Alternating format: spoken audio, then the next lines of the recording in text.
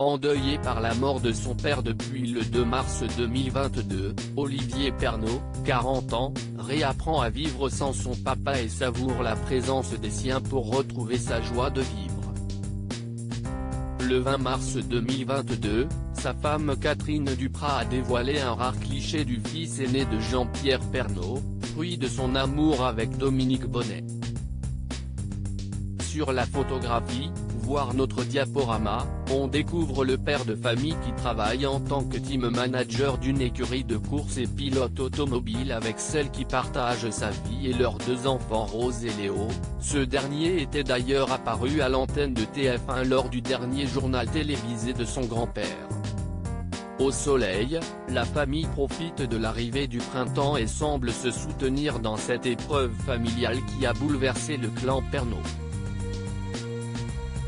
Lors des obsèques de Jean-Pierre Pernaut le 9 mars dernier à la basilique Sainte-Clotilde de Paris, Olivier avait livré un témoignage touchant à propos de son père.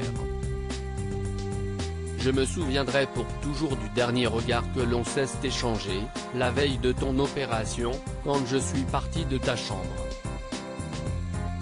On avait, je crois, tous les deux l'air un peu inquiets.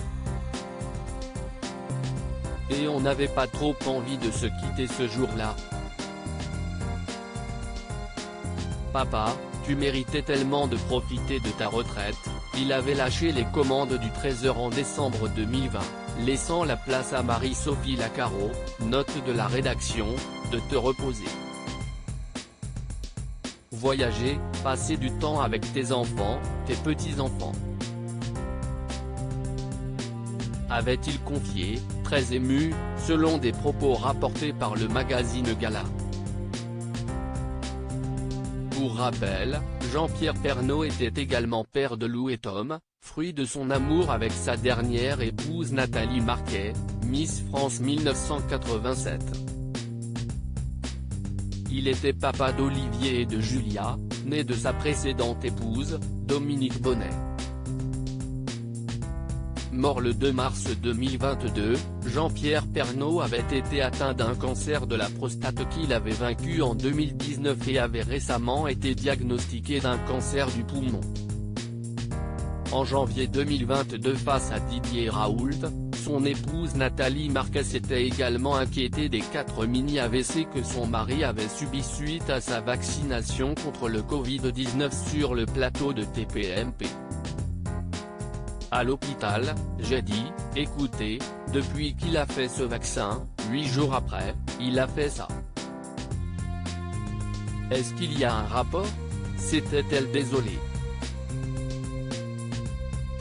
Selon Isabelle Morini-Bosc, le journaliste n'aurait d'ailleurs pas été emporté par son cancer du poumon qu'il était semble-t-il en train de vaincre, mais plutôt par une détérioration générale de son état de santé. Il a fait des mini-AVC en février et il a dû être opéré à cœur ouvert. C'était parfaitement bien remis et d'un seul coup le corps a lâché. Si est-ce incompréhensible, si est-ce une agression de tout son corps, avait-elle expliqué sur le plateau de Touche pas à mon poste.